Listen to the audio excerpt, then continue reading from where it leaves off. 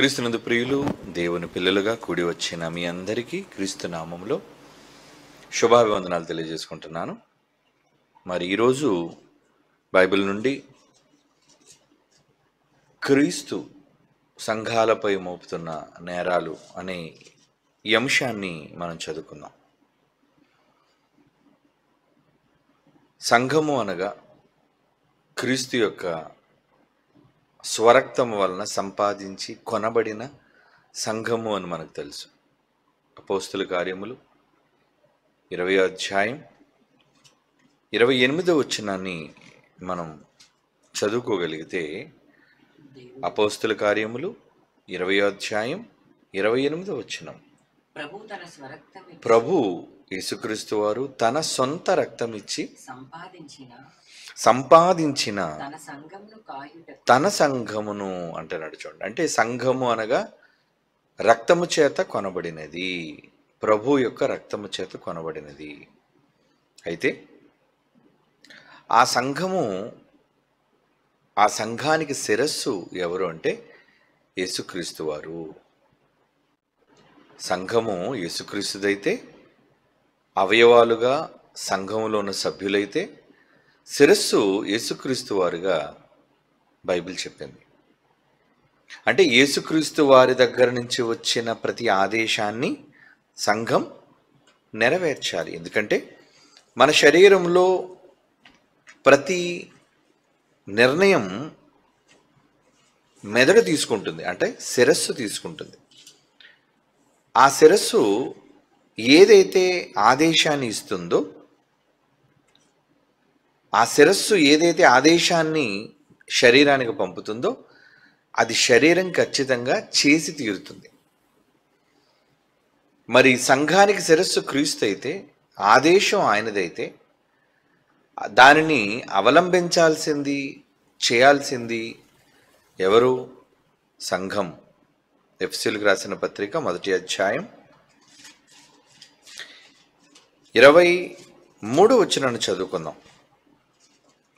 ఎఫెసీయులకు రాసిన పత్రిక 1వ అధ్యాయము 23వ వచనం, సంఘమునకు శిరస్సుగా ఆయన నియమించును. 22 చివరి మాట, సంఘమునకు శిరస్సుగా ఆయనను నియమించను, ఆ సంఘము ఆయన శరీరము అంటున్నాడు. చూడండి, అంటే యేసుక్రీస్తు వారి దేహం మనమైతే మనందరికీ శిరస్సు ఎవరు? యేసుక్రీస్తు వారు అని చెప్తున్నాడు. మరి ఇప్పుడు యేసుక్రీస్తు వారి ఆదేశాలంటే ఎక్కడి నుంచి వస్తాయి అవి? ఏమండి, యేసుప్రభు గారికి మరొక పేరుంది. ఏంటది? వాక్యము. ఆదియందు వాక్యముండెను. ఆ వాక్యం ఎలా వచ్చింది అని యోహాను సువార్త 1వ అధ్యాయంలో ప్రారంభ వచనంలో చదువుకున్నాం మనం. ఆదియందు వాక్యమే, ఆ వాక్యము శరీరధారిగా 13వ వచనం వచ్చేసరికి, 14వ వచనం వచ్చేసరికి శరీరధారి అయి కృపా సత్య సంపూర్ణుడుగా మన మధ్య నివసించెను అంటున్నాడు. చూడండి, అంటే సంఘము, ఆ సంఘానికి శిరస్సుగా ఉన్న యేసుక్రీస్తు వారు వాక్యమైతే, ఆ వాక్యం ఎక్కడికి వచ్చిందటండి? భూమి మీదకి వచ్చింది. ఆ వాక్యం ఎవరో కాదు, యేసుక్రీస్తు వారు అని. ఇప్పుడు శిరస్సు యేసుప్రభు వారైతే, శిరస్సు దగ్గర నుంచి వచ్చే ప్రతి ఆదేశం శరీరం చేయవలసింది. అంటే ఆదేశాలు ఇచ్చేది శిరస్సు అయినప్పుడు ఆ శిరస్సుకున్న మరో మాటే వాక్యము. అంటే ఇప్పుడు సంఘం పాటించాల్సింది వేటిని? వాక్యములో వ్రాయబడిన వాటిని. ఏమండి, వాక్యము ఏదైతే చెప్పిందో, వాక్యములో ఏవైతే వ్రాయబడ్డాయో అవే యేసుప్రభు వారి మాటలు. వాక్యం అనగా యేసుక్రీస్తు వారు. ఆయన మాటలని ఆదేశాలుగా సంఘాలు నెరవేర్చవలసి ఉంది. మరి సంఘాలు నెరవేరుస్తున్నాయా? లేదు. సంఘాలు నెరవేరిస్తే పౌలు గారు తీతు గారికి పత్రిక రాస్తూ ఏమంటున్నారో చూద్దాం. తీతు పత్రిక 1వ అధ్యాయం 5వ వచనం చూడండి. తీతు పత్రిక 1వ అధ్యాయం 5వ వచనం, పౌలు గారు అంటున్నారు, నాయనా నేను నీకు ఆజ్ఞాపించిన ప్రకారము నీవు లోపముగా ఉన్న వాటిని దిద్ది ప్రతి పట్టణములోను పెద్దలను నియమించి నిమిత్తమే నేను క్రేతులో నిన్ను విడిచి వచ్చి తిని. పెద్దలు ఎక్కడ పెట్టడానికి ఆయన విడిచి వచ్చాడట? సంఘములో పెద్దలు. అంటే సంఘములో ఏమున్నాయన్నమాట? లోపములు. సంఘాలలో లోపాలున్నాయి. ఏమండి? ఏ సంఘం క్రీస్తు ఎదుట సరి అయిన సంఘం? మా సంఘం గొప్పదంటే మా సంఘం గొప్పది, సంఖ్యలో గొప్పది. ఏమండి? తర్వాత మందిరంలో పెద్దది, చందాలో పెద్దది, ఇలా చాలా రకాలుగా సంఘాలు గొప్పలు చెప్పుకుంటున్నాయి. మాది గొప్ప సంఘం అంటే మాది గొప్ప సంఘం అని. కానీ ప్రభు అంటున్నాడు, సంఘాలలో లోపాలు ఉన్నాయి, ఆ లోపాలను సరిదిద్దాలి నాయన. నువ్వు సరిదిద్దు.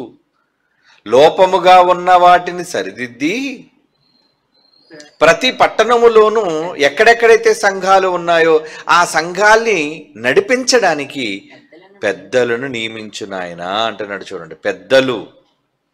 ఎందుకు పెద్దలు నియమించాలి? పెద్దలైతే వాళ్ళ మాటల ద్వారా సంఘాన్ని సరిచేస్తారు. ఏమండి? పెద్దల మాట చిన్నలు వినాలి కదా. పెద్దలు ఎందుకున్నారు? చిన్నలను సరిచేయడానికే ఉన్నారు పెద్దలు. యోహాను గారు సంఘ పెద్దేనా? యోహాను గారు ప్రకటన గ్రంథం, యోహాను పత్రికలు రాశారే, ఆయన సంఘ పెద్ద. ఆ సంఘ పెద్ద ఏమని వర్ణిస్తారో తెలుసండి? ఆయన పత్రికలు చూస్తే యోహాను పత్రికల్లో రెండో పత్రికలో ఏమంటున్నాడు చూడండి. ఆయన మొదటి వచనంలో పెద్దనైన నేను ఏర్పరచబడినది అయిన అమ్మగారికి అంటున్నాడు. చూడండి, ఏమండి? పెద్దనైన నేను. మూడో పత్రికలో కూడా పెద్దనైన నేను అంటాడు. సత్యమును బట్టి ప్రేమించు అంటున్నాడు. అంటే ఇక్కడ మొదటి పత్రికలో ఆయన పెద్ద కదండి, పెద్దని అర్థమైంది. పెద్దని అర్థమయ్యి మొదటి యోహాను పత్రిక 2వ అధ్యాయం 18వ వచనంలో ఏమంటున్నారు చూడండి. ఆయన మొదటి యోహాను పత్రికలో 2వ అధ్యాయం 18వ వచనం, చిన్న పిల్లలారా అంటే ఇది ఎవరితో చెప్తున్నాడు? చిన్నపిల్లలతోనా? కాదు. 14వ వచనం చిన్న పిల్లలారా అంటున్నాడు చూడండి. అక్కడ కూడా చిన్న పిల్లలారా అంటే మొదటి వచనం, 2వ అధ్యాయం మొదటి వచనం చూడండి, నా చిన్న పిల్లలారా. ఏమండి? అంటే సంఘములో ఉన్న వాళ్ళు ఎవరు? పెద్దలు కారు, వాళ్ళు అందరూను చిన్న పిల్లలు. సంఘంలో ఉన్న వాళ్ళు ఎవరు? చిన్న పిల్లలు. మరి చిన్న పిల్లలకి ఏం కావాలి? పెద్దల బోధ కావాలి. పెద్దలు పెద్దరికంగా ఉండి నేర్పించాలి. అందుకు పెద్దనైనా నేను అని యోహాను గారు మాట్లాడుతున్నారు. కనుక పౌలు గారు ఇప్పుడు ఏమన్నారు? తీతు గారికి రాస్తూ, లోపముగా ఉన్న వాటిని సరిదిద్ది ప్రతి పట్టణములోనూ పెద్దలను నియమించిన ఆయన నువ్వు. ఎందుకంటే పెద్దలుంటే చిన్నపిల్లలైన సంఘాలను సరిదిద్దుతారు, సరిచేస్తారు. ఇదండి దేవుడి యొక్క ఉద్దేశం. అంటే సంఘాల్లో ఏమున్నాయని ఆయన ఉద్దేశం? లోపములు. సంఘాలన్నిటిలో లోపాలున్నాయి. ఏ సంఘమైనా కానివ్వండి, ప్రపంచంలో ఉన్న ప్రతి సంఘములోనూ లోపాలు ఉన్నాయి. ఆ లోపాల కోసమే ప్రకటన గ్రంథంలో ఏమని రాస్తున్నారో చూద్దాం. ప్రకటన గ్రంథం 1వ అధ్యాయం, యోహాను గారు రాసిందేనండి ఇది కూడా. ప్రకటన గ్రంథం 1వ అధ్యాయం 9, 10 వచనాలు చూడండి. ఏమంటున్నాడు? 1 యోహాను, 2 యోహాను, 3 యోహాను, యోహాను సువార్త వ్రాసిన ఆ గ్రంథకర్తే పెద్ద. ఆయన ప్రకటన గ్రంథాన్ని రాస్తూ 9వ వచనం, మీ సహోదరుడును యేసును బట్టి కలుగు శ్రమలోను రాజ్యములోను సహనములోను పాలివాడనగు యోహానును నేను దేవుని వాక్యము నిమిత్తము యేసును గూర్చిన సాక్ష్యము నిమిత్తము పద్మాసు ద్వీపమున పరవాసినైతిని. నేను పద్మాసు ద్వీపంలో చెరపట్టబడ్డాను. 10వ వచనంలో, ప్రభు దినమందు ఆత్మవశుడై ఉండగా బోరధ్వని వంటి గొప్ప స్వరము ఏం చెప్పిందట ఆయనతో? 11వ వచనంలో, నీవు చూచుచున్నది పుస్తకములో వ్రాసి. యోహాను గారు మీరు రాయండి, మీకు ఏదైతే కనబడుతుందో కళ్ళ ముందు అది పుస్తకంలో రాయండి. ఏమండి? పుస్తకంలో వ్రాసి ఎవరికి పంపమన్నాడు? ఎఫెసు, స్ముర్నా, పెర్గెము, తుయతైర, సార్దీసు, ఫిలదెల్ఫియా, లవదొకియా అను 7 సంఘములకు పంపుమని చెప్పుట నా వెనుక వింటిని. 7 సంఘాలకి నువ్వు ఉత్తరం రాయాలి నాయన అంటున్నాడు. చూడండి, పెద్ద అయిన యోహాను గారితో ఏమని దేవుడు చెబుతున్నాడు? వెంటనే నువ్వు 7 సంఘాలకి రా. 7 సంఘాలని ఎందుకు ఎన్నుకున్నాడు? 7 అనగానే రూపకాలంకారంగా అది సంపూర్ణమైన సంఖ్య కాబట్టి సంపూర్ణంగా అన్ని సంఘాలకు ఉద్దేశించి నువ్వు రాయాలి. ఎందుకంటే సంఘములో లోపములు ఉన్నాయి, సంఘాలలో లోపాలు ఉన్నాయి. అదే కదండి, సంఘాలపై క్రీస్తు ఎందుకు నేరం మోపాలి? శిరస్సు ఆయన కదా. శిరస్సు ఆయన అయినప్పుడు మరి ఆయన చెప్పిన మాట సంఘం వింటేనే కదా ఆయన నేరం మోపడు. ఎప్పుడు నేరం మోపుతాడు? ఏమండి, మన పిల్లలు బడికి వెళ్ళేటప్పుడు టీచర్ మనల్ని పిలిచి, లేదంటే తల్లిదండ్రులుగా పిలిచి, ఏమంటే మీ పిల్లల మాట వినటం లేదండి అని కంప్లైంట్ ఎప్పుడు చేస్తారు చెప్పండి? ఎప్పుడు కంప్లైంట్ చేస్తారు వాళ్ళు? వాళ్ళు అల్లరి చేస్తున్నప్పుడు, మాట విననప్పుడు, చెప్పే చదువును వాళ్ళు స్వీకరించినప్పుడు, అప్పుడే కదా కంప్లైంట్ చేస్తారు వాళ్ళు. ఇప్పుడు యేసుప్రభు వారు నేరం మోపుతున్నారు ఎవరి మీద? సంఘాల మీద.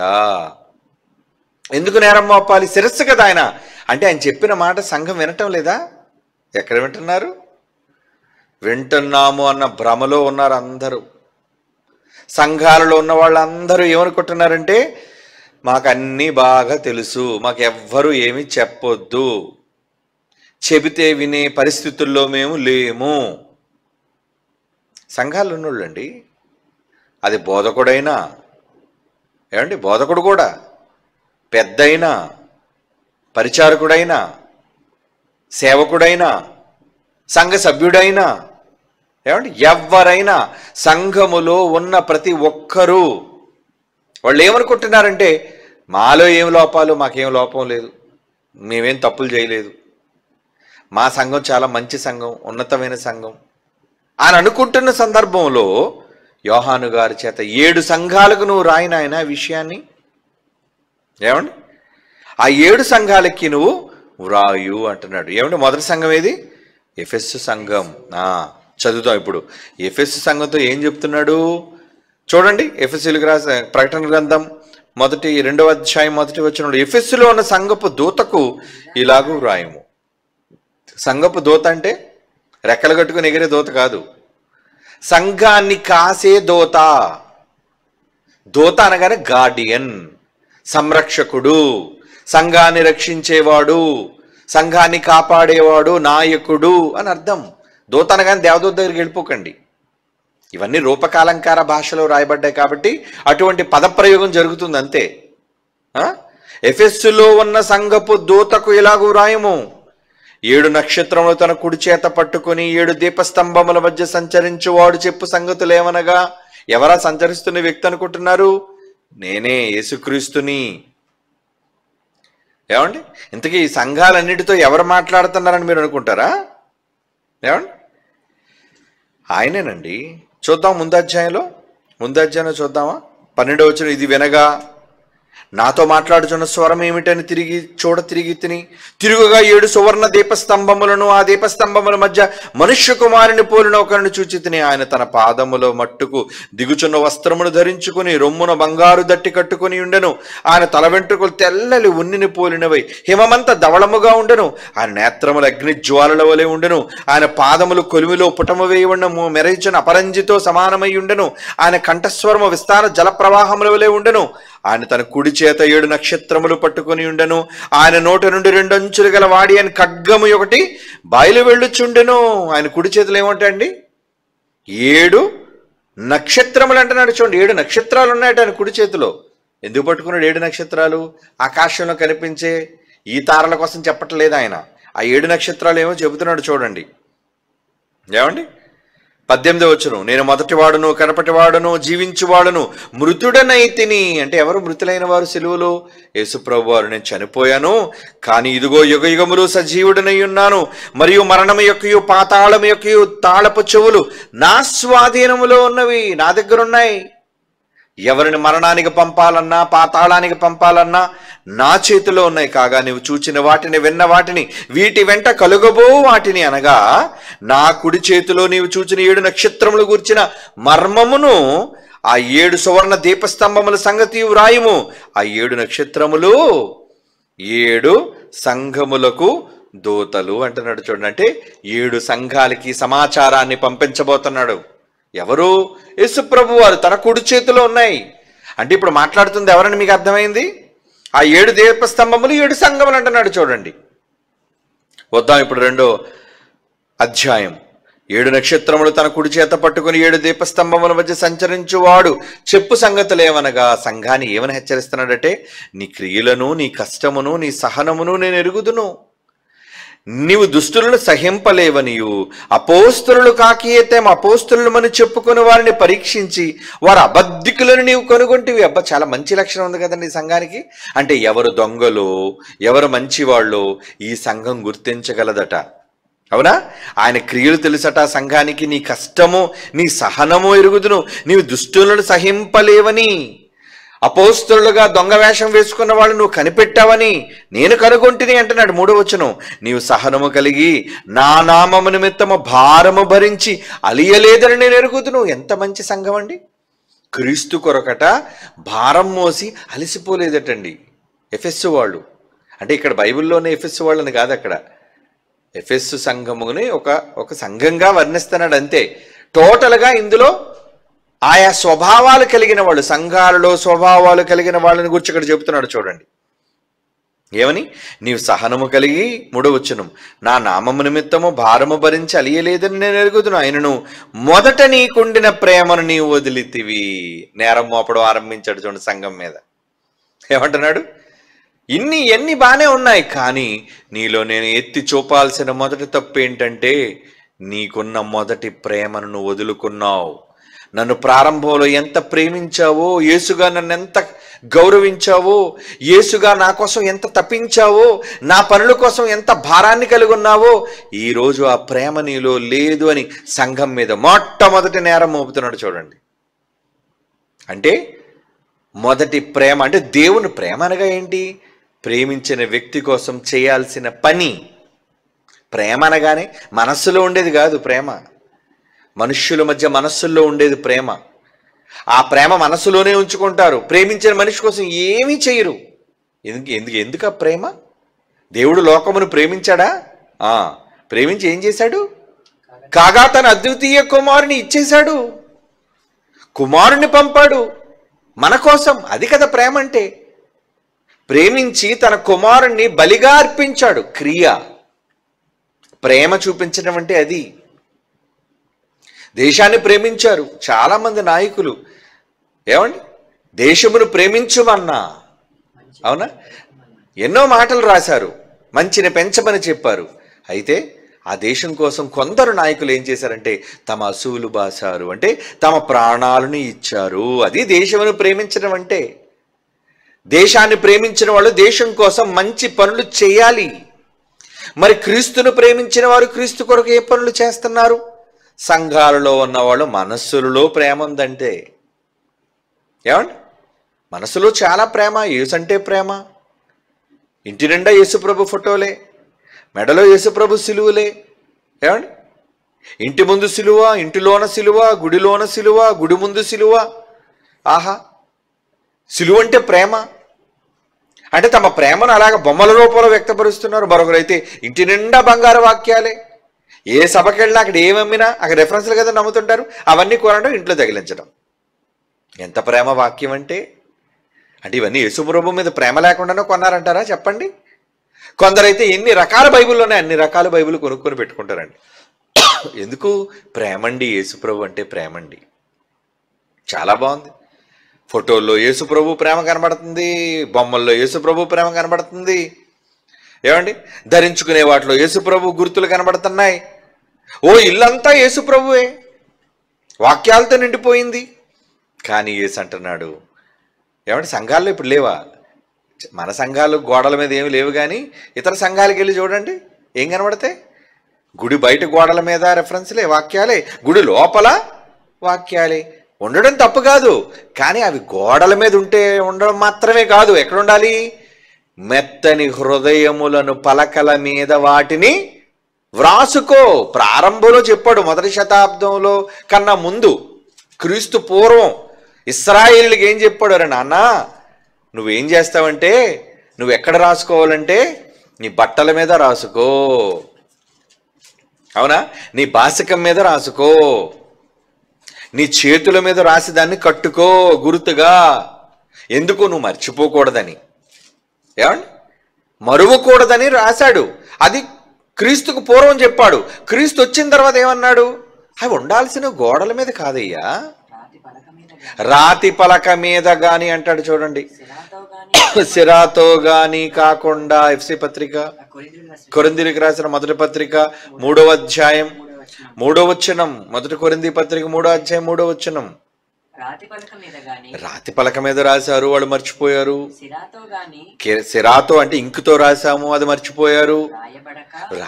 రాసుకోకుండా సిరాతో రంగులతో రాయటం కాదు, మెత్తని హృదయములు అని పలకలవి. ఆ పలకల మీద మోషేకు రాసిచ్చానే. ఎందుకు రాతి పలకల మీద రాశాను? రాయి మీద చెక్కబడినవి ఎన్ని తరాలైనా యుగాలైనవి శిలాక్షరాలుగా ఉంటాయి, చెరగనివిగా ఉంటాయి. ఇప్పుడు చెరగనివిగా ఎక్కడ రాసుకోమని సంఘంతో చెప్పాడు? చెప్పండి. మెత్తని హృదయములు అయ్యి ఎక్కడున్నాయి? ఎక్కడున్నాయి? హృదయం మెత్తగా ఉంటుంది ఏంటండి? ఎక్కడైనా హృదయం పట్టుకుంటే మెత్తగా ఉంటుంది. ఆ గుండెకే కాదు హృదయం అంటే. చెప్పాను కదా, మెత్తని హృదయం అంటే మెదడు. ఎప్పుడైనా మీరు మేక మెదడు తిన్నారా? చాలామంది మెదడుని ఇష్టపడుతుంటారు. ఆ మెదడు ఎలా ఉంటుంది? చాలా మృదువుగా మెత్తగా ఉంటుందండి. మన మెదడు కూడా అంతే. కనుక మెత్తని హృదయముల మీద రాయండి అంటే మెదడు ఎలా ఉంటుంది? మెత్తగా ఉంటుంది. ఆ మెత్తని హృదయములో చెరగని అక్షరాలుగా నా మాటలు రాయు. ఎవరి మాటలు రాస్తున్నారు మరి? ఈరోజు సంఘాలలో ఉన్న వాళ్ళు నిజంగా తమ హృదయాల మీద దేవుని మాటలు రాసుకున్నారా? ఎక్కడ రాసుకున్నారు? మీరు చాలామంది పుస్తకాలు రాసేస్తున్నారు, కాగితంతో పెన్ను తెచ్చుకొని రాస్తున్నారు. మంచిదే రాయటం, కానీ అవి సిరాతో రాస్తున్నారు. అవి ఉంటాయో, గుర్తుంటాయో, ఇంటికి వెళ్ళిన తర్వాత పోతాయో? ఏమండి, ఉండవవి. ఉండాల్సింది పుస్తకాల మీద కాదు, ఉండాల్సింది గోడల మీద కాదు. సంఘం ఏమైపోయిందంటే గోడల్లో రాసుకుంటుంది, గోడల మీద రాసుకుంటుంది, ఇంట్లో పలకలు పెట్టుకుంటుంది, ఫోటోలు పెట్టుకుంటుంది, క్యాలెండర్లు పెట్టుకుంటుంది, అన్ని రెఫరెన్స్లే. కానీ రెఫరెన్స్ అక్కడ ఉండడం వల్ల ప్రయోజనం ఏంటి? రెఫరెన్స్ ఎక్కడ ఉండాలి? లోపల. ఏమండి, డాక్టర్ గారు నాకు జ్వరం వచ్చిందండి, ఓకే, ఇతనికి సిప్లా కంపెనీకి సంబంధించిన పారాసెటమాల్ నేను రాస్తున్నాను, 500 mg, 3 పూటలు 8 గంటల వ్యవధిలో నువ్వు వేసుకో అని రాశాడు. అప్పుడు రాసింది నువ్వేం చేస్తావు? ఆ కాగితం తీసుకెళ్ళి మెడికల్ షాప్కి ఇస్తే మెడికల్ షాప్ వాడు మందు ఇస్తాడు. మరి మందుని ఏం చేయాలి? కాగితం మీద ఉంది కదండి, పర్వాలేదు, అలా చదువుతుంటాను రోజు నేను. జ్వరం తగ్గినంత వరకు ఒక డాక్టర్ గారు రాసిన మందు పారాసెటమాల్ చదివితే రోగం పోదు.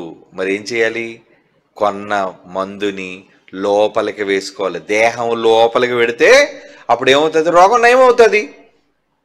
సింపుల్, సర్వసాధారణంగా అర్థమయ్యేది.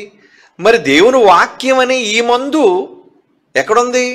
అక్షరాల్లో ఉంది, గోడల మీద ఉంది. దేవుని చేత ఆశీర్వదింపబడిన కుమారుడా లోపలికి రమ్ము. లోపలికి వచ్చాడు, ఏం చేస్తావు? వాడి బుర్రలోనికి పంపు. ఏం పంపాలి? వాక్యాన్ని పంపు. వాడి మనస్సును నింపు. ఏముండదు, కేవలం లోపలికి రమ్ము, నీ కానుక ఇమ్ము, ఆ తర్వాత పొమ్ము. ఏమండి, మనుషులు ఎలాగున్నారు? బోధలు ఎలాగున్నాయి, సంఘాలు ఎలాగున్నాయి? ప్రతి సంఘము వెనక ఉన్నది క్యాష్. అంటే సంఘాన్ని ఎందుకు నింపుకుంటున్నారు అంటే మాకు లాభం కావాలి, ధనార్జన. కానుకల రూపంలో, దశమ భాగాల రూపంలో, ప్రత్యేక కానుకల రూపంలో, ఇవన్నీ కూడా సంఘానికి రావాలి. నువ్వు రాసుకుంటే ఏంటి, రాసుకోపోతే ఏంటి? నువ్వు పాటిస్తే ఏంటి, పాటించకపోతే ఏంటి? సంఘాల పరిస్థితి చూసారు ఎలాగుందా? అలా ఉండమనా? సంఘాన్ని క్రీస్తు రక్తాన్ని ఇచ్చుకున్నాడు. చెప్పండి, ఇచ్చి కొన్నది తన కొరకు వాడుకోవడానికి. రక్తమిచ్చి కార్చి రక్తమిచ్చి సంపాదించిన ఈ సంఘం శిరస్సుగా ఉన్న ఆయన మాట విని ఆయన ఇష్టం చొప్పున జరిగించేది సంఘం. మోపడా నేరం? ఎందుకు మోపడు? ఏమండి, ప్రేమించి పెళ్లి చేసుకొని తాళి కట్టి ఇంటికి తీసుకొచ్చి భార్యను పెట్టుకున్న తర్వాత ఏమండి ఆవిడ కోసం డబ్బు ఖర్చు పెట్టి బట్టలు కొని ఇంట్లో సామాన్లు కొని టీవీ కొని ఫ్రిడ్జ్ కొని ఏది లోపం లేకుండా సోఫాలు కొని పెద్ద అవసరమైతే ఇల్లే కొని అందులో అన్నింటినీ సమకూర్చి భార్యను అందులో పెట్టాడు అనుకోండి. ఎందుకు పెట్టాడు ఇదంతా? ఎందుకు పెట్టాడు ఇంత ఖర్చు?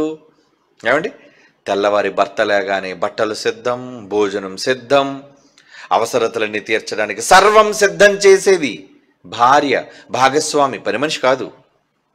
ఏమండి, ఏమీ చేయట్లేదు అనుకోండి, ఏమంటాడు? ఎందుకు నేను ఇంత పెట్టుబడి పెట్టాను నీ మీద, ఎందుకు నేను ఇంత పెట్టుబడి పెట్టాను? నువ్వు వచ్చి పడుకోవడానిక? కొందరు ఉంటారండి ఆడవాళ్ళు, పొద్దుపోయినా లేవరు, 11 అయినా 12 అయినా మిట్ట మధ్యాహ్నం అప్పుడు లెగుస్తారండి. సిగ్గుపడాలి. ఏ అప్పుడు లేవడం ఏంటి? మిట్ట మధ్యాహ్నం లేవడం ఏంటి? వేకువనే లేచేది ఇల్లాలు, అన్నిటిని సిద్ధం చేసేది ఇల్లాలు. అంటే నీ భర్త నిన్ను చేసుకున్నది దేనికోసం అంటే నీవు తనకి సేవాధర్మం, పరిచర్య చేయడానికి, నీ బట్టలు ఉతకడానికి, నీకు భోజనం వండి పెట్టడానికి, తన కష్ట నష్టాల్లో పాలివాడు కావడానికి, పాలిదానవు కావడానికి. మరి ఏమి చేయకపోతే ఎందుకు చేయాలి చెప్పండి? మరి యేసు ప్రభు వారు ఎందుకు మన మీద పెట్టుబడి పెట్టారు తన రక్తాన్ని? మన సొంత పనులు చేసుకోవడానిక? సంఘాలన్నీ ఎవరి పనుల మీద ఉన్నాయి చెప్పండి? ఏదో ఈ మధ్యన ఎవరో చనిపోయారు కాబట్టి ఆ వ్యక్తి కోసం అందరూ కూడా మంచి ఇంట్రెస్టింగ్, అంటే ఏం జరుగుతుంది, ఏం జరుగుతుంది, ఏం కావాలి, మమ్మల్ని రమ్మంటారా, ఊరేగించమంటారా, వెళ్ళమంటారా? ఓకే, చెయ్యండి, మీ నిరసనలు తెలియజేయండి, ఏమండి మీ స్పందన తెలియజేయండి. కానీ ప్రభు కొరకు కూడా స్పందన ఉండాలిగా. ప్రభు పనంటేనే ఇవన్నీ ఉంటాయి. ఎంతమంది దేవుని కొరకు హతసాక్షులు కాలేదు, ఎంతమంది దేవుని కొరకు ఇబ్బందులు పడలేదు, ఎంతమంది దేవుని సేవ చేస్తే పడలేదు, జరుగుతూ ఉంటాయి ఇవన్నీ. కానీ సంఘం ధర్మం ఏంటో తెలుసా? క్రీస్తు కొరకు చేయవలసిన పనులు చెయ్యాలి. మరి చెయ్యకపోతే నేరం మోపడా? అదేనండి నేరం మోపుతున్నాడు. ఏమని? 4వ వచనం, ఆయనను ఇన్ని మంచి లక్షణాలు నీలో ఉన్నా అమ్మా ఎఫెసు సంఘం నీ మీద ఒక నేరము మోపుతున్నాను. ఏంటా నేరం? మొదట నీకుండిన ప్రేమను నీవు వదిలితివి. నేను నీ మీద తప్పు ఒకటి మోపవలసి ఉన్నది. నువ్వు ఏ స్థితిలో నుండి పడితివో అది జ్ఞాపకము చేసుకుని మారు మనస్సు పొంది ఆ మొదటి క్రియలను చేయము. సంఘం మీద నేరం మోపుతున్నాడు. ఏంటది? నువ్వు మారు మనస్సు పొందాలి. ఇదేంటండి? సంఘంలోనికి రాక ముందు కదా మారు మనస్సు, క్రీస్తును నమ్మక ముందు కదా కావలసింది మారు మనస్సు. సంఘంలోనికి వచ్చిన తరువాత కూడా మారు మనస్సు కావాలా? క్రీస్తులోకి బాప్తీసం తీసుకున్న తర్వాత క్రైస్తవునికి కూడా మరలా మరలా మరలా మారు మనస్సు కావాలి. ఎప్పుడు? క్రీస్తుని విడిచిపెడితే, క్రీస్తు పని చెయ్యకపోతే, బాధ్యతలను ఉల్లంఘిస్తే, చెయ్యక తప్పదు. అందుకే ఏమంటున్నాడు? నువ్వు ఏ స్థితి నుంచి పడితివో అది జ్ఞాపకము చేసుకుని, అంటే నువ్వు మంచి స్థితిలో పెట్టాను నేను, కానీ నువ్వు కింద పడిపోయావు. ఎందుకంటే ప్రేమను వదిలేసావు. నా మనస్సులో నేను ఎంత ఎత్తుగా చూశాను, కానీ నువ్వు నన్ను ప్రేమించడం లోపం చేసావు కనుక నువ్వు పడ్డావు. నా మనస్సులోంచి కిందకి జారిపోయావు నువ్వు కనుక పడిపోయావు. కాబట్టి నువ్వు ఏ స్థితి నుంచి పడితేవో అది జ్ఞాపకము చేసుకుని మారు మనస్సు పొంది నీ మొదటి క్రియలను చెయ్యు. నేను నీకు ఏదైతే చెప్పానో, మొదట్లో నన్ను ఎంతగా ప్రేమించావో, మొదటిగా క్రీస్తుని ఎంత నువ్వు ప్రేమించావో, ఆయన కోసం ఎంత కష్టపడ్డావో అది నువ్వు చెయ్యి. ఆ మొదటి క్రియలను చేయము. అట్లు చేసి నీవు మారు మనస్సు పొందితే సరి అంటున్నాడు. చూడండి, మళ్ళా వార్నింగ్. ఏంటా వార్నింగ్? ఎప్పటికైనా నీ మనస్సు మార్చుకో అమ్మా. సంఘంతో చెప్తున్నాడు ఎఫెసు, లేదా పురుషులు అనుకోండి, నాయనా ఎప్పటికైనా నీ మనస్సు మార్చుకో నాయన. సంఘమా మారు, నీ మారు మనస్సు పొందితేనే సరి. లేని ఎళ్ళ నేను నీ యొద్దకు వచ్చి నీ దీపస్తంభమును దాని చోటు నుండి తీసివేతును. ఏం చేస్తారటండి? అసలు నిన్ను తీసేస్తాను. నువ్వు వెలగకుండా, దీపస్తంభం అంటే ఏంటి? సంఘం అంటేనే దీపస్తంభం. నువ్వు సంఘంగా చేయలేనప్పుడు నువ్వు ఎందుకు వెలుగుతావు? ఇంకా ఇది ఒక వ్యక్తి అయినా, సంఘానికి సంబంధించిన సమాజమైన మారాలి, పద్ధతులు మార్చుకోవాలి, దేవుని పనులను చెయ్యాలి. మాటలు వింటున్నప్పుడు చెయ్యాలి అనిపిస్తుంది. ఆ తర్వాత సోమవారం నుంచి మరలా ఏం బాధ్యతలు గుర్తొచ్చేస్తాయి? ఇల్లు, పిల్లలు, అవసరతలు, అప్పులు, ఇవన్నీ. మరలా శనివారం వచ్చేసరికి అది వింటే, ఏదో మీ దయదలిచి శనివారం వచ్చి దేవుని వాక్యం వింటే మరలా ఒక్కసారి హృదయం స్పందిస్తుంటుంది దేవుని కోసం. అవును కదా, నేను దేవుని కోసం ఏదో చేయాలి కదా అని. లేదంటే ఆదివారం వచ్చారనుకోండి, ఉదయం కొంతమందికి స్పందిస్తుంది, ఇంకా తర్వాత మరలా ఆదివారం వరకు ఏ స్పందన లేదు. దేవుడు అందుకే హెచ్చరిక చేస్తున్నాడు చూడండి. లేని ఎళ్ళ నీ యొద్దకు వచ్చి నీ దీపస్తంభమును దాని చోట నుండి తీసివేతును. అయితే ఒకటి నీలో ఉన్నది, నికోలాయితుల క్రియలు నీవు ద్వేషించుచున్నావు, నేను కూడా వాటిని ద్వేషించుచున్నాను. చెవి గలవాడు ఆత్మ సంగములతో చెప్పుచున్న మాట వినుగాక. నువ్వు జయిస్తే జయించువానికి దేవుని పరదేశంలో ఉన్న జీవవృక్ష ఫలములు భుజింపనిత్తును. మంచి చెబుతున్నాడు, నువ్వు చేసే లోపాన్ని చెబుతున్నాడు. సంఘంగా మీరు మంచి చేస్తే ఏమిస్తారటండి? దేవుని పరదేశంలో ఉన్న జీవవృక్ష ఫలములు అంటే ఎప్పుడు నువ్వు చనిపోకుండా జీవించే, నిరంతరం జీవించే జీవవృక్ష ఫలాలు నీకు తినిపిస్తాను అంటున్నాడు చూడండి. అంటే ఇది చావు లేదు. చాలా ఉన్నాయి. నికోలాయితుల క్రియలను ద్వేషిస్తున్నావట, క్రియలు కష్టము ఉందంట, ఏమండి సహనం ఉందంట, దుష్టులను సహింపలేదట, అపోస్తులు కాక అపోస్తులను చెప్పుకుని వారిని పరీక్షించి వారి అబద్ధికులను కనుగొన్నదట ఈ సంఘం. ఇన్ని చేసింది మరలా ఏంటి లోపం? ఒక్క లోపం అండి. ఏంటా ఒక్క లోపం? ఏమండి ఒక్క లోపమా? ఇది ఒక్క లోపమా చెప్పండి, పెద్ద లోపమా? మీకు ఒక్క లోపంలా ఉందేమో, నాకైతే ఎలాగో తెలుసండి, ఇదే పెద్ద లోపము. సంఘములో పెద్ద లోపం ఇదే. ఏమండి విమానం అంతా చాలా బాగుందండి, చాలా చక్కగా ఎగురుతుందండి, ఏదో ముందు చిన్న కన్నం పడిందండి, చిన్ని కన్నం. అంటే ఎగురుతున్న విమానానికి పక్షి తగిలితేనే దించేస్తారు కిందకి. ఒక కాకి తగిలింది అనుకోండి, ఒక గ్రద్ద తగిలింది అనుకోండి, వెంటనే పైలట్ రివర్స్ చేసి మళ్ళీ ఎయిర్పోర్ట్లో ల్యాండ్ చేసేయాలి. ఎందుకంటే పైన కానీ ఏమైనా డ్యామేజ్ జరిగితే చీరిపోద్దు మొత్తం విమానం అంతా. ఏదో చిన్న లోపమే కదండి, అంటే పక్షి మెత్తగానే ఉంటుంది కదండి, ఏదో గుద్దుకుందలండి, పోన్లండి పక్షి అంటారా? ప్రమాదం. ఇక్కడ కూడా మొదట నీకున్న ప్రేమను విడిచితివి అనేసి అంటే అసలు ఇదే పెద్ద లోపం. ఏంటా పెద్ద లోపం? అసలు ప్రేమ నీకు లేకపోవటమే నీలో ఉన్న పెద్ద లోపం. నువ్వు ఎన్ని మంచి పనులు చేస్తే ఎవరికి కావాలి? చాలాసార్లు మీరు చదువుకున్నారు కదా. మొదటి కొరింథీ పత్రిక 13వ అధ్యాయం చదవండి. కొరింథీలకు రాసిన మొదటి పత్రిక 13వ అధ్యాయంలో ఇక్కడ ప్రేమ కోసం ఈ అధ్యాయులంతా మాట్లాడుతూ మనుష్యుల భాషలట ఎన్నున్నాయి? అబ్బో చాలా వేల భాషలు ఉన్నాయి. దేవదూతల భాషలు, అబ్బో ఇవి మనకు తెలీదు. ఏమండి దేవదూతల భాషలతో నేను మాట్లాడినను ప్రేమ లేకపోతే ఏమంటున్నాడు? ఎందుకురా మ్రోగుడు కంచులు బెల్ల కొట్టినప్పుడు బడిలో గణగణ గణగణలాడే తాళమునై ఉందును. ఏమండి ప్రవచించు కృపావరములన్నీ కలిగి, అబ్బా కృపావరాలు చాలా ఉన్నాయట ప్రవచించేవి. మర్మములన్నీ, ఎవ్వరికీ తెలియని రహస్యాలన్నీ, మర్మాలన్నీ కూడా, జ్ఞానమంతయు, ఏంటి టోటల్ జ్ఞానం, నాలెడ్జ్ అంతా ఎరిగిన వాడనైనను, ఇంకా కొండలను పెకలింపగల. అబ్బా ఇలా చూసి ఈ కొండను చూస్తే అండి ఏమైపోవాలి? కైలాసపురం కొండ బద్దలైపోవాలట. కంచరపాలెం కొండను చూస్తే ఏమైపోవాలి? ఏమండి అంటే మీరు అల్లుచుకుంటే విశ్వాసంతో కొండను బద్దలు చేయగలరా? ఒకవేళ అంత విశ్వాసమే ఉన్నా అంటే ఎంత గొప్ప విశ్వాసం అండి. ఒక కొండను బద్దలు చేయగలిగిన విశ్వాసం మీ దగ్గర ఉందంటే ఎంత గొప్ప విశ్వాసం. మరి ఎంత కొండలను పెకలింపగల పరిపూర్ణ విశ్వాసము గలవాడనైనను ప్రేమ లేని వాడనైతే వ్యర్థుడని. గాలి తీస్తాడు చివరికి వచ్చేసరికి. అంటే ఏది ముఖ్యం? నువ్వు పైన చూడండి ఎన్నో ఎన్నో ఎన్నో ఎన్నో ఎన్నో కింద వరకు చెబుతాడు. పేదల పోషణ కొరకు నా ఆస్తి అంత ఇచ్చాను, కాల్చబట్టుకు నా శరీరం అప్పగించను, ప్రేమ లేని వాడనైతే నాకు ప్రయోజనమేమీ లేదు. అన్నిటికన్నా ఇదే ముఖ్యమైనది. అందుకే అన్నాను మీకు, ప్రేమ మొదటి ప్రేమను విడిచిపెట్టానండి, ఫస్ట్లో పోయిందండి అంటే ఇది మైనర్ లోపమా మేజర్ లోపమా? అతి పెద్ద లోపం. అసలు నీకు మొదటి ప్రేమ పోవడమే నీకు ఒక పెద్ద లోపం, అది టోటల్ లోపం అది. తర్వాత నువ్వు ఎన్ని పనులు చేస్తే ఉపయోగం ఏముంది? ఏమండి?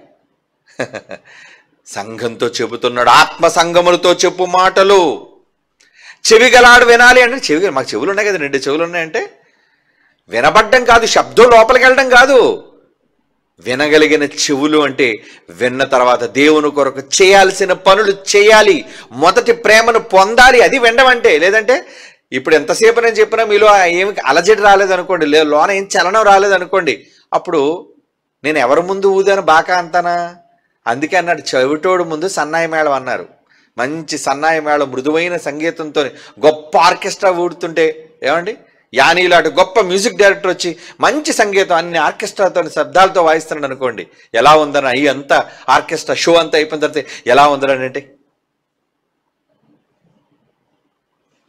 ఏమంటాడు? ఆడికి ఏం వినబడిందని? చెవిటి మేళం అది. చెవులు సరిగ్గా వినబడవు అంటే వాయించిందంతా వృధాయేనా? వృధాయే కదా. అలాగే ఇన్ని మాటలు విన్న తరువాత కూడా మీ చెవుల ద్వారా ఈ మాటలు మీరు స్పందన తీసుకుని రాకపోతే చెవిటి మేళం. ఎవరు విన్న? మీరే. విన్నోళ్ళందరూ చెవిటి మేళమే. అంటే విన్న తర్వాత ఏం రావాలి? లవ్, ప్రేమ రావాలి. ఏంటా ప్రేమ? మనుషుల మీద ప్రేమ కాదు, దేవుని మీద ప్రేమ, సంఘం మీద ప్రేమ, వాక్యం మీద ప్రేమ, చేయాలన్న ప్రేమ, మొదట నువ్వు వదిలేసిన ప్రేమ, అక్కడికి వెళ్ళాలి. ఏమండి? ఫస్ట్లో ఎలా ఉంటుంది? మొదట్లో ఎప్పుడు బాగుంటుంది కదండి. మొదటి ప్రేమ అంటే మనం కూడా ఆలోచించాలి. తొలి ప్రేమ ఏమండి? తొలి ప్రేమ ఇప్పుడు బాగుంటుంది కదండి. భార్యాభర్తలు కొత్తలో పెళ్ళైన వెంటనే ఎలా ఉంటారండి? చెయ్యి విడిచిపెట్టండి, ఏదో గమ్మేసి అతికిచ్చేసినట్టు ఎవడు లాగి ఎత్తుకెళ్ళిపోతాడా? రోడ్డు మీద వెళ్తున్నప్పుడు కూడా గట్టిగా చెయ్యి పట్టేసుకొని, బండి మీద వెళ్తున్నప్పుడు కూడా మెడ చుట్టూ వేసి ఉరితాడు వేసేసినట్లుగా. ఎందుకలా? ఓహో, అప్పుడు చూడండి, వాళ్ళ కాళ్ళకి పారే అని ఉంటుంది, వాళ్ళ చేతులకు నిండా గాజులు ఉంటాయి. ఏమండి? మగాళ్ళు అయితే చేతికి ఏమంటే ఉంగరాలు, లేదంటే వాళ్ళు కూడా గోరింటాకు. కొత్త బ్యాచ్ అనమాట ఇది. ఏంటి? ఫ్రెష్గా పెళ్ళైన బ్యాచ్ ఇది. అవునా? ఏది పిల్లలు పుట్టేసి ఒక 15 సంవత్సరాలు అయిన తర్వాత చూడండి బ్యాచ్ ఎలా ఉంటారు వీళ్ళు? చెప్పండి, ఎలా ఉంటారు? మొదటిలో ఉన్నట్టుగా ఆ తొలి ప్రేమ అలా ఉంటుందా? ఏమండి అంటే ఏమంటున్నారు? అదే మొదట్లో ఫస్ట్లోని ఏమండి చెప్పు ప్రియా, ఏంటి ఆవిడ ఇంకా ఏమండి అని డీ వరకు వెళ్ళలేదు, అప్పుడు ఇటు ముందుకు వెళ్ళిపోయాడు. అప్పుడు ఏంటి చెప్పు, జీ హుజూర్ చెప్పండి, ఆజ్ఞేయండి దొరసాని గారు, మేము చేస్తాం ఎంతనా. ఆహా, ఎంత ప్రేమ! ఏమండి? దొరగారికి దొరసాని మీద ఎంత ప్రేమ! మరి ఆ తర్వాత అనుభవంతో ఉన్నోళ్ళు చాలామంది ఉంటారు. పెళ్ళి అయిపోయి పిల్లలు పుట్టేసిన తర్వాత అడగండి, అయ్యగారు ముందు వెళ్తుంటారు, అమ్మగారు వెనకాతలు వస్తుంటారు ఒక 10 అడుగుల దూరంలో. ప్రారంభంలో చేయి పట్టుకొని చట్టపట్టాలు వేసుకొని తిరిగేవారు. అది తొలి ప్రేమ అండి. మరి ఏదండి ఆ తొలి ప్రేమ? ఇప్పుడు తిరగకూడదా? తిరగొచ్చు, తప్పే ఉంది. మరి ఆ రోజు తిరుగు, ఈ రోజు ఎందుకు తిరుగుతున్నావు? ఎందుకు సిగ్గుపడాలి? ఏమండి? ఆ రోజు చెయ్యి భుజం మీద వేసుకొని ఫోటో తీసుకున్నావు నీ భార్య అందంగా ఉన్నప్పుడు, ఏమండి, సన్నగా నాజుగ్గా ఉన్నప్పుడు. మరి ఇప్పుడు లావుగా అయిపోయింది అనుకో, భుజం మీద చేసి తీసుకోవా? ఏటో రెండు కొంచెం సిగ్గుగా ఉందండి. ఎందుకు అలాగ అనుకోవాలి? నీ భార్య అప్పుడు కొంచెం గ్లామరస్గా కలర్ఫుల్గా ఉండేదండి, ఇప్పుడు చూస్తే నేను బాగా నల్లగా అయిపోయిందండి. అంటే ఏదా ప్రేమ? ఆకారాన్ని బట్టి ప్రేమ మారిపోకూడదు, వయస్సును బట్టి ప్రేమ తగ్గిపోకూడదు, పరిస్థితులు బట్టి ప్రేమ మారిపోకూడదు. అది ప్రేమ ఎందుకు అవుతుంది? దరిద్రం అది పోయేదైతే. అది ప్రేమే కాదు, దొంగ ప్రేమ అది. యేసు ప్రభువు మీద నిజంగా మీకు కలిగింది ప్రేమ అయితే అది ఎప్పటికీ చావదు, పోనిదే రియల్ లవ్. ఎప్పటికీ చెరిగిపోనిదే నిజమైన ప్రేమ. కనుక సంఘానికి క్రీస్తు మీద ఉండాల్సింది ఏంటి? ప్రేమ. మరి ఆయనకి ప్రేమ ఉందా? ఎందుకు లేదండి.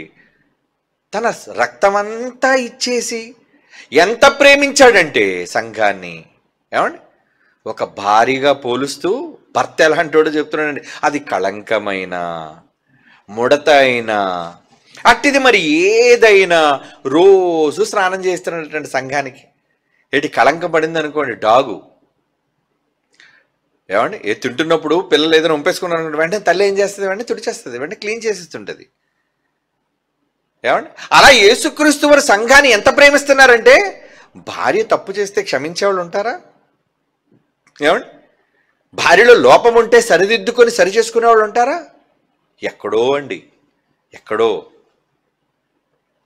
అలాంటి చాలా ఉత్తములు, గొప్పవాళ్ళు. నిజంగా అలాంటి గొప్ప ప్రేమ యేసుప్రభు కొంత సంఘం మీద ప్రేమ, కానీ సంఘానికి యేసుప్రభు మీద లేదు. రోజు నిన్ను కడుగుతున్నాడు. ఏమండి వారం వారం ద్రాక్షారసం రొట్టె తీసుకుంటున్నాం కదా, ఏం చేస్తారని అనుకున్నారు? అది మనం చేస్తున్న పాపాలను పరిహారం, క్షమించటం, కడగటం. ఆయన రక్తం వల్ల నీ పాపాలకు క్షమ, నలగగొట్టబడిన ఆయన దేహం. ఎందుకంటే నువ్వు ఈరోజు చేస్తున్న తప్పుడు పనికి ఆ రోజే శిక్ష పడిపోయింది ఆయన శరీరానికి, గాయం. ఇన్ని శిక్షలను అనుభవించాడు అంటే నువ్వు ఎంత ప్రేమించాలి యేసుప్రభు వారిని. ఆయన నువ్వు ఎంతగా ఇష్టపడాలి. ఆ ప్రేమ ఏది నీలో? నిజంగా చెప్పండి, మన మనస్సుల మీద చేసుకొని చెప్తే దేవుణ్ణి ఎక్కువ ప్రేమిస్తామా, అది యేసుప్రభుని ఎక్కువ ప్రేమిస్తామా, మన ఇంటోళ్ళని ఎక్కువ ప్రేమిస్తామా? అది మీకు మీరు ఆలోచన చేసుకోండి. బయటికి చెప్తా ఎవరిని ప్రేమిస్తున్నారు. ఇప్పుడు నేను అడిగాను అనుకోండి, ఏది యేసుప్రభుని ప్రేమిస్తున్న వాళ్ళందరూ చేయొత్తారంటే అందరూ ఎత్తేస్తారండి, ఒక్కరు కూడా తెంచరండి. ఎందుకంటే మనం అంతా అవర ప్రేమికులు. కానీ యథార్థంగా చెప్తే, ఎందుకంటే మీరు ఎలాగా అబద్ధం చెప్తారని తెలుసు కాబట్టి నేను ఎందుకే అనవసరం ఇంకా అడగటం వెళ్ళి, ఊరికనే ముఖస్థుతి కోసం ఇలా చేతులైతే నేను I to love you Jesus, యేసుప్రభు నేను ప్రేమిస్తున్నానన్న మాట అబద్ధం. అది లోపల ఎలాగా నిజానికి తొంగి చూస్తే యేసుప్రభు ఊరికే అబద్ధం చెప్తున్నావురా నువ్వు, అమ్మా నువ్వు అబద్ధం చెప్తున్నావు, నన్ను ప్రేమించలేదు కదా నువ్వు. అవును ప్రభువా. మరి ఎవరిని ప్రేమిస్తున్నావు? మా ఆయన ప్రభువా. నువ్వెవరిని ప్రేమిస్తున్నావు? ఇంకెవరు ప్రభు? మా ఆవిడ, పిల్లలు, రత్నాలు, బీరకాయ పీచు, ఏది అక్క చెల్లెళ్ళు, అన్నాదమ్ములు, ఏమండి అనుబంధాలు, ఇవంటే చాలా ఇష్టం ప్రభువా. మరి నేనంటే ఇష్టమే ప్రభువా. ఎప్పుడు? వీళ్ళందరి తర్వాత. నిజంగా యేసు ప్రభువును మొదటిగా ప్రేమించి ఆయనకి ఇచ్చి ఆయన దగ్గరకు వచ్చి ఆయన కోసం చేసేవాళ్ళు ఎవరున్నారు చెప్పండి? చూస్తున్నాడు, ఆయన అన్నీ చూస్తున్నాడు. మరి ఆయన ప్రేమించలేనప్పుడు ఆయన నేరం మోపడా? ఏమండి నేరం మోపడా? నేను ఎందుకు నిన్ను కొన్నాను, ఏది నీ ప్రేమ, ఏది అసలు ఉండాల్సిందే అది. ఏమండి అన్నీ ఉండి ఐదోతనం లేదట సామెత అంటారు. అన్నీ ఉండి ఐదోతనం లేదు. ఐదోతనం అంటే ఏంటి? మాంగళ్యమండి. అన్నీ ఉన్న ఉపయోగం ఏంటంటే, ఒక భార్యకి కావాల్సింది ఏంటి? భర్త, తన యజమాని, నన్ను పోషించేవాడు, నన్ను చూసుకునేవాడు, నా అవసరతలు తీర్చేవాడు, అన్నిటికన్నా నన్ను ప్రేమించేవాడు.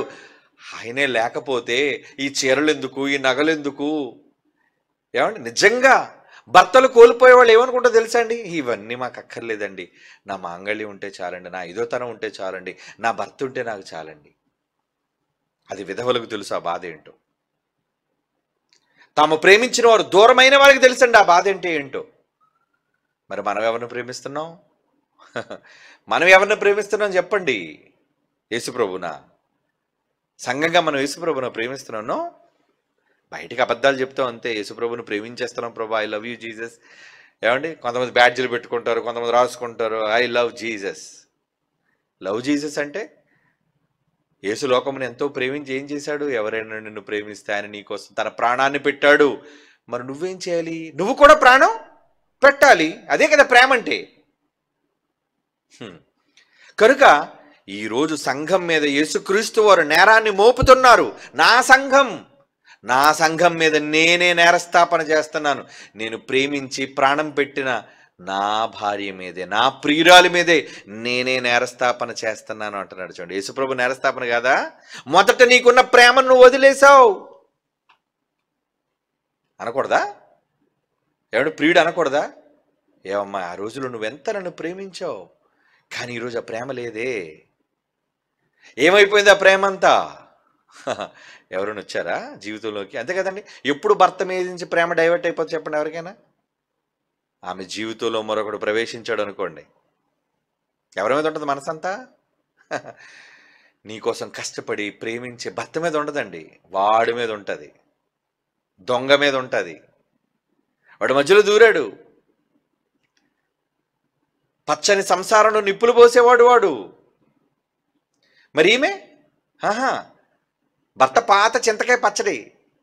లేరా అలాంటి ఆడోళ్ళు? లేరా అలాంటి మగోళ్ళు? లేరా? ఎందుకు లేరు సమాజంలో? భార్యలు నిర్లక్ష్యం చేసేవాళ్ళు, భర్తల నిర్లక్ష్యం చేసేవాళ్ళు. ఆ నిర్లక్ష్య పడిన వాళ్ళకి తెలుస్తుందండి ఆ బాధ ఏంటో. ఆ ప్రేమను కోల్పోయిన వాళ్ళకి తెలుస్తుందండి ఆ బాధ ఏంటో. ఆ ప్రేమను దూరం చేసుకున్న వారికి తెలుస్తుందండి ఏ ప్రేమను వాళ్ళు వదులుకున్నారో, ఏ ప్రేమను వాళ్ళు దూరం చేసుకున్నారు. కానీ వీళ్ళు సంఘం, వీళ్ళకి ఇంకేం తెలియదు. ఎందుకంటే అంత కొత్త మోజ్ అంటారు ఏమండి, కొత్త ఒక వింత పాత ఒక రోత అన్నారు. అందుకే ఏమండి ఆ రోజు చూసే ముఖం కదండి, ఏముంది మరేం కావాలి? క్రొత్త ముఖం ఏమైనా ఉందా?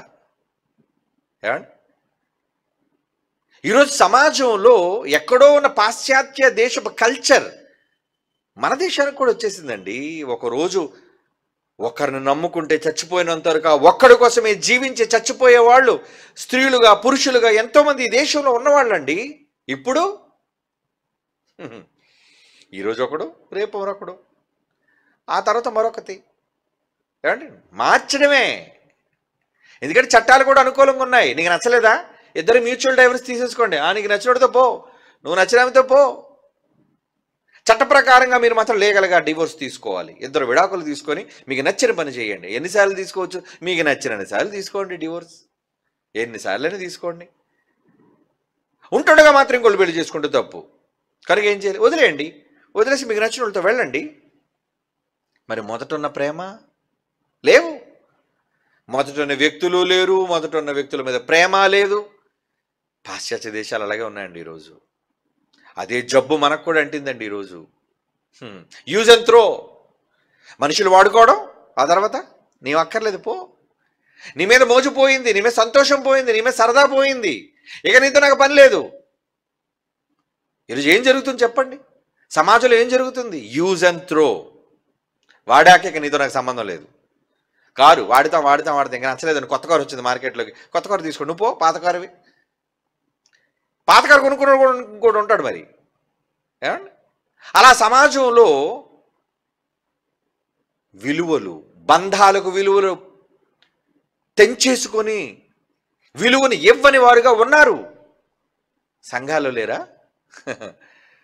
యేసు కోసం బ్రతుకుతానని, యేసు కోసమే జీవిస్తానని మాటిచ్చి బాప్తీసం తీసుకొని జీవించేవాడిని ఇక మీదట నేను కాను క్రీస్తు ఎందుకు జీవించుచున్నాడని వాక్యంలో మాటలు చదువుకొని నమ్మాక వచ్చిన తరువాత సంవత్సరాలు గడిచే కొద్దీ క్రీస్తును నమ్ముకుని శిరస్సుగా కలిగిన సంఘం నుండి క్రైస్తవులైన వాళ్ళు ఎవరి పనిలో ఉన్నారు? ఏమండి ఎవరిని ప్రేమిస్తున్నారు? లోకం, ధనం, ఆశలు, ఇష్టాలు. అందుకే ఏమన్నాడు తెలుసా? వ్యభిచారుణులారా అన్నాడు. అందుకే యాకోబు పత్రులు ఏమన్నాడు? వ్యభిచారుణులారా, ఈ లోక స్నేహం దేవునితో వైరం. ఎవడు ఈ లోకమును స్నేహం చేస్తాడో వాడు దేవునికి శత్రువు. యాకోబు 4:4 అన్న మాట అండి. అంటే నా కొడుకు నీ కోసం ప్రాణం పెడితే, నా కొడుకు నిన్ను ప్రేమించి నువ్వు కళంకమైన నిన్ను స్వీకరించి తనదానిగా నిన్ను చేసుకుంటే, ఈరోజు నువ్వు నా కొడుకు నీకు అక్కర లేకుండా పోయాడు కదా, నీకెవరో కావాల్సి వచ్చింది కదా. అందుకే దేవుడు నాకు శత్రువు, నువ్వు శత్రువు. అంటే యేసు కన్నా లోకాన్ని ఎవడైనా ఎక్కువ ప్రేమిస్తే ఎవరికి శత్రువు? ఇప్పుడు చెప్పండి, మరలా చదవండి ఆ మాట, మీకు సరిగ్గా అర్థమైందో లేదో. వ్యభిచారుణులారా అంటే ఉన్నవాడిని విడిచిపెట్టి ఎవరితోనో పోయేవారులారా, దేవునితో ఈ లోక స్నేహము, వైరం, గొడవ. ఎవడైనా ఈ లోకంతో, ఎవడైతే ఈ లోకానితో స్నేహం చేస్తాడో వాడు దేవునికి శత్రువు అంటున్నాడు. చూడండి, శత్రువు అంటే ఇప్పుడు యేసు కన్నా, వాక్యం కన్నా దేనికి మీరు ప్రియారిటీ ఇచ్చినా మీరు ఎవరి టార్గెట్లోకి వెళ్ళిపోయారు? దేవుని శత్రువులు మీరు. మేము దేవుని శత్రువులు. అవును, సంఘంలో క్రైస్తవులు మేము, నేను పెద్దని, అవునరా నువ్వే శత్రువి. నేను ప్రసంగికుడిని, అవునరా నువ్వు శత్రువే. నువ్వు స్త్రీ అయినా పురుషుడైనా దేవుని వాక్యం కన్నా, ఆయన పని కన్నా, నీ సొంత కుటుంబానికో నీ కోసమో నువ్వు ఒకవేళ ప్రాధాన్యత ఇస్తే, యేసు చెప్పాడు నాకంటే ఎక్కువగా అనడలేదా? ఇవన్నీ మనకు అరిగిపోయిన పాత రికార్డులే, అవునా? విని విని విని విని ఇలా ముందు అనగానే మిగతా వచ్చినంత మీరు చెప్పేస్తారు. అంటే బాగా ఏమైంది? ఎవడైనాను నాకంటే ఎక్కువగా, ఇప్పుడు మీరు చెప్పండి, నాకంటే ఎక్కువగా తండ్రినైనను తల్లినైనను వచ్చేస్తున్నాయి బయటకైనా అని ఎంత తెలుసు అనమాట ఈ మాట. మరి తెలిసి ప్రేమిస్తున్నారు ఆయన్ని, ద్రోహం చేయట్లేదు. రాత్రిగా మంచం మీద పడుకొని ఆలోచించండి, ఎవరిని ఎక్కువ ప్రేమిస్తున్నారు, ఎవరికోసం ఎక్కువ కష్టపడుతున్నారు, ఎవరికోసం ఎక్కువ చేస్తున్నారు. పేరుకి చెప్తాం అంతే, కానీ నిజానికి అలా ఉంటే ఎవరితో మీకు విరోధం అంటున్నాడు చెప్పండి? దేవునికి శత్రువట. అంటే ఎవరితో పెట్టుకున్నారు మీరు? పోయి పోయి పోయి ఎవరితో పెట్టుకున్నారు? ఏమంటే పోయి ఎవరితో పెట్టుకున్నారు? సృష్టికర్తతో పెట్టుకున్నారు. ఆయనతో పెట్టుకుంటే ఎవడన్నా బ్రతికి బట్టగలగలడా? చాలామంది అనుకుంటారు, ఎందుకండి మా కుటుంబంలో ఈ బాధలన్నీ ఎందుకు వచ్చేస్తున్నాయండి, ఈ కష్టాలన్నీ ఎందుకు వచ్చేస్తున్నాయండి, మాకోసం ప్రార్థన చేయండి అయ్య గారు, మాకోసం ప్రార్థన ఒరే దరిద్రుడా, నువ్వు ప్రేమించరా ముందు దేవుణ్ణి, ప్రార్థించమని అడగడం కాదు. ఇవన్నీ ఎందుకు వస్తున్నాయి? ఇవన్నీ ఎందుకు వస్తున్నాయి అంటే నువ్వు దేవుణ్ణి ప్రేమించడం మానేసావు. అవునండి, నువ్వు దేవుణ్ణి ఎక్కువ ప్రేమిస్తే ఆయన నీకు శత్రువు అవడు, ఏమవుతాడు? మిత్రుడు. ఐఎమ్ యువర్ ఫ్రెండ్, నేను నీ ఫ్రెండ్ని. ఫ్రెండ్ అయితే ఫ్రెండ్కి ఏమైనా ఆపద వస్తే ఊరుకుంటాడండి? రాణిస్తాడా? స్నేహం, స్నేహం ఎలాంటిది? చూస్తుండగా మన స్నేహితుడికి అపాయం కలుగుతుంటే ఊరుకుంటావా? నా మరి యెహోవా దేవుడు శత్రువు అయిపోతాడు. ఎప్పుడు తన కొడుకును కాదనుకుంటే దేవుడు శత్రువు అయిపోతాడట. తన కొడుకును ప్రేమిస్తే నీకు మిత్రుడు అవుతాడు, అంతే కదా. శత్రువుకు ఆపోజిట్ ఏంటి? మిత్రుడు. ఇప్పుడు దేవునితో మీరు శత్రువులుగా ఉంటారా, మిత్రులుగా ఉంటారా? అది మీరు డిసైడ్ చేసుకోండి. ఒకవేళ దేవుడితో మీకు మిత్రత్వం ఉంటే ఆయన ఏం చేస్తారో తెలుసా అండి?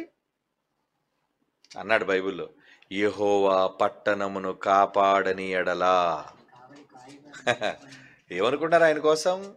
కీర్తన గ్రంథం 127 కీర్తన ప్రారంభం నుంచి మొదటి వచనం, 127 కీర్తన మొదటి వచనం, యెహోవా పట్టణమును కాపాడని ఎడల. ఒరే మీరు ఎంతమంది కాపలా కాయండ్రా, మీరు మేల్కొని అలర్ట్గా ఉన్నా వ్యర్థం అంటున్నాడు. చూడండి, ఈ మాట మీకు బాగా అర్థం అవ్వాల్సమా? బాగా అర్థం చేసుకోండి ఈ మాట. ఏదో సులువుగా ఈజీగా ఏదో బంగారు వాక్యం చదివినట్లుగా అర్థం చేసుకోకండి బైబిల్ని. యెహోవా పట్టణమును కాపాడని ఎడల దాని కావలి అంటే ప్రొటెక్ట్ చేసేవాళ్ళు, సంరక్షించేవాళ్ళు మేల్కొని ఉండటం వ్యర్థం అన్నాడు. చూడండి, ఇంకా ఏమండి? పట్టణమును కాపాడకపోతే కావలి కాయవారు ప్రయాసం వ్యర్థం అనేసాడు కదా. అంటే ఇప్పుడు కావలి ఎవరు కాస్తున్నారు అనమాట? యెహోవా కాస్తున్నాడు అక్కడ. అది మీరు అర్థం చేసుకోవాలి. అంటే గస్తీ ఎవరు కాస్తున్నారు? పట్టణం అంటే మీ దేహం కావచ్చు, మీ కుటుంబం కావచ్చు, మీ పట్టణం, మీ ఊరు కావచ్చు, మీ గ్రామం కావచ్చు, మీ దేశం కావచ్చు, ఏదైనా ఆయన కాపలా కాస్తాడు. దేవుడండి, నీ జోలికి ఏది వచ్చినా ముందు నిలబడతాడు. ఎవరు నువ్వు? ఒక దేశం నుంచి దేశంలోనికి వెళ్ళేటప్పుడు ఏం చేస్తాడు? సెక్యూరిటీ స్కాన్, ఏమండి, finger scan, eye scan, body scan, మొత్తం అంతా ఉంటుంది. ఎందుకంటే నువ్వేం తెచ్చేస్తున్నావు దేశంలోనికి? Alert, high security. ప్రపంచంలోని పెద్ద పెద్ద దేశాలు టోటల్గా ఫుల్ స్కాన్ చేస్తారు. దేవుడట పట్టణానికైనా, నీకైనా, నీ దేహానికైనా ఆయన సంరక్షకుడు. ఆయన కాపాడుతూ ఉంటాడు నిన్ను, నీ కుటుంబాన్ని. రోగం వచ్చింది అనుకోండి, మీకు అర్థం అవడానికి చెప్తున్నాను. రోగం వచ్చింది, ప్రభువా వెళ్ళమంటావు లోపలికి. ఎవరనుకున్నావు? నా కొడుకు, నాకు మిత్రుడు వాడు, వాడికి నాకు చాలా మంచి స్నేహం ఉంది, పో ఇక్కడి నుంచి. ఆవిడేమవుద్ది? అది అలాగయ్యా మీరు చెప్పారు కదా, వెళ్ళిపోతాం. ఇంకోటి దగ్గరికి వచ్చింది రోగం. మహాప్రభో ఏంటి వెళ్ళమంటారా? వెళ్ళు. నిజంగానా? అవును నిజమే, నేనే చెప్తాను, పో. అంటే మీ దగ్గరికి రావడానికి దేవుడు అనుమతి ఇవ్వాలి. మంచైనా, చెడైనా, మేలైనా, కీడైనా ప్రతి దానికి దేవుని అనుమతి. అంటే ఆయనే కాపలాగా నిన్ను కాస్తున్నప్పుడు నువ్వు ఆయనతో మిత్రత్వం పెంచుకుంటే నీ కుటుంబం జోలికి, నీ జోలికి, నీ సంఘం జోలికి, నీ పట్టణం జోలికి దేన్ని రానివ్వడు. శత్రుత్వం పెంచుకున్నావా ఏం చేస్తాడు? విరోధం తెచ్చుకున్నావు అనుకో దేవుడితో విరోధం వస్తే ఆయన దేనికి అడ్డుపడ్డావు. అందుకే కుటుంబాలు కుప్పకూలిపోతుంటాయి, ఆర్థికంగా నలిగిపోతుంటాయి, ఎప్పుడు చూడని కష్టాల్లో కూరుకుపోతుంటాయి. కారణం ఎవరితో శత్రుత్వం.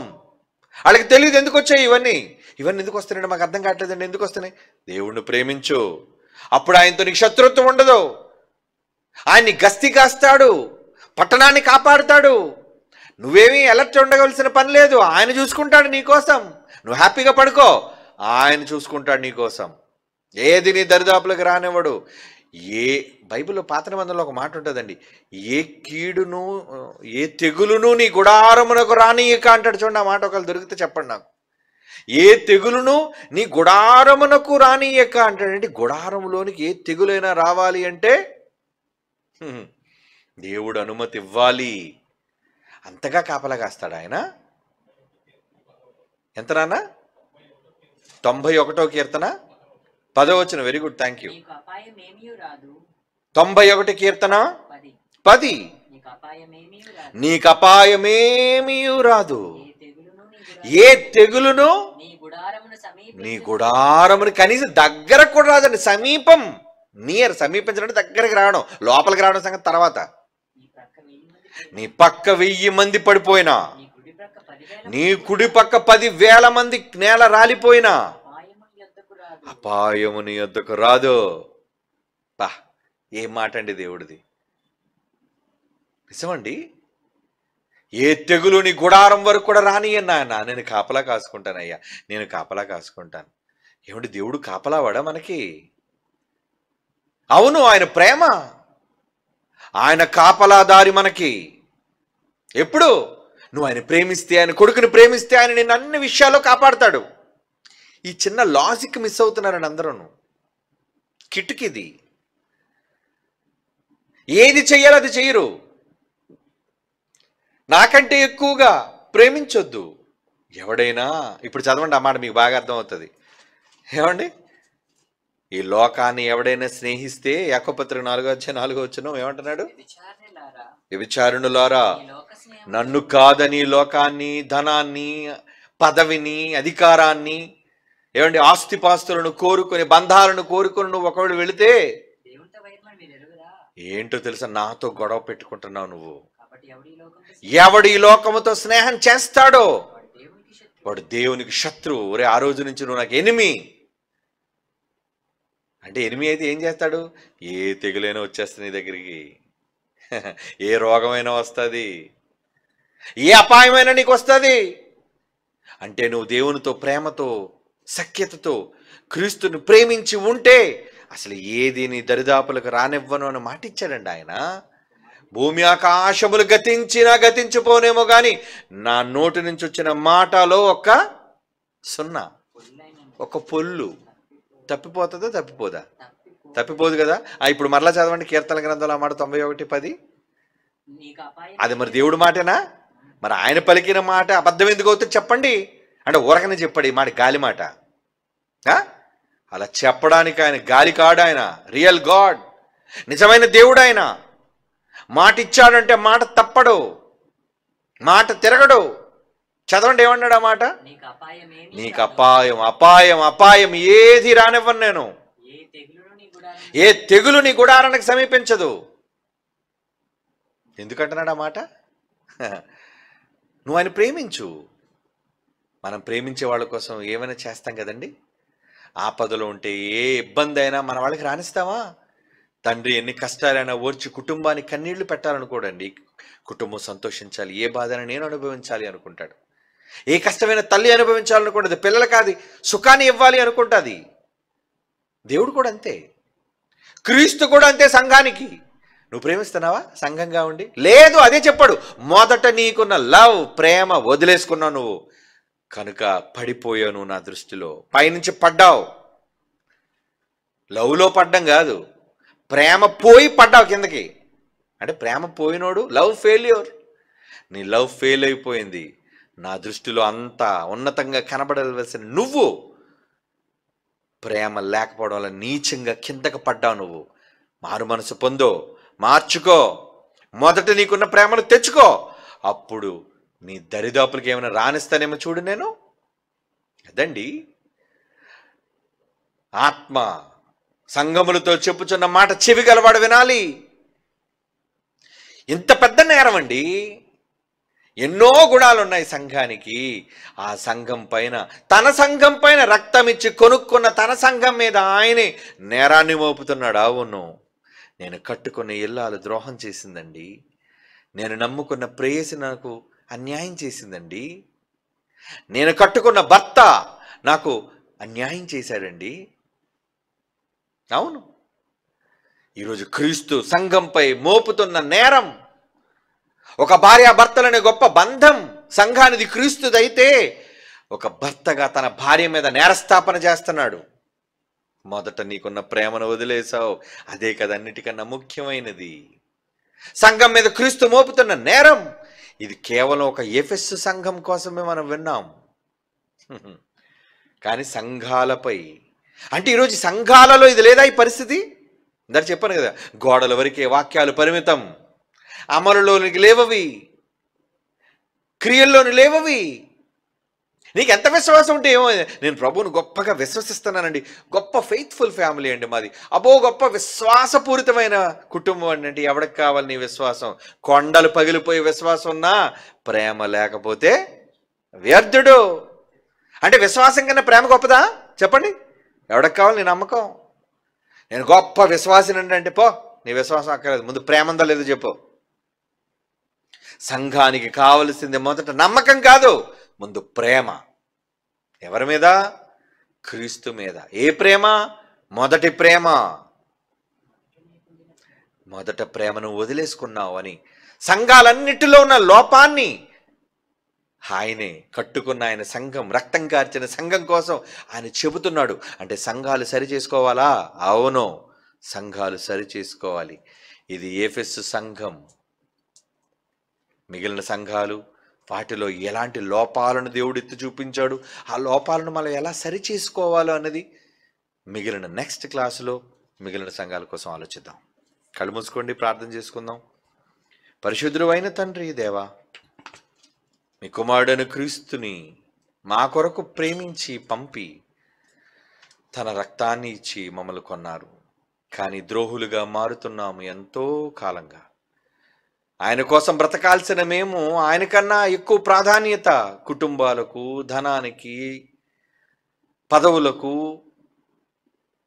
ఎన్నటికో మేము ప్రాధాన్యతనిచ్చి ఆయన్ని సరిగా ప్రేమించలేకపోతున్నాం తండ్రి. ఆ లోపం సంఘాలన్నిటిలో ఉంది. ఆ లోపాన్ని సరిచేసుకొని మమ్ములను, మా కుటుంబాలను మీ ద్వారా కావలి ఉంచుకునే గొప్ప ధన్యత మాకు అనుగ్రహించండి. మా అపరాధములు క్షమించండి నాయన. యేసుక్రీస్తు వారి పరిశుద్ధమైన నామములో ఈ ప్రార్థన వేడుకొనుచున్నాము తండ్రి. ఆమేన్.